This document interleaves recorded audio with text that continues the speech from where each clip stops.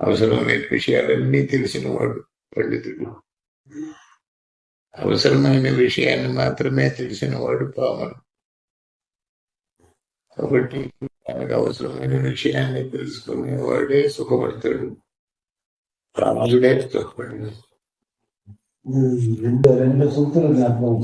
అవసరం లేని విషయాలన్నీ తెలిసిన వాడు సుఖం పడుతుంది, వాటి లేది పనికిరది.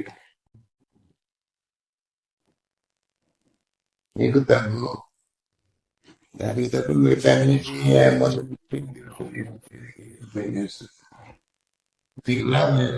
తెలిసిన తగు. అవునవును, నీకు తెలియదు, తక్కువ మందు తెలుసు, అది ఒకటి చాలు. వైద్య శాస్త్రం తెలియనక్కర్లేదు. పామరుడు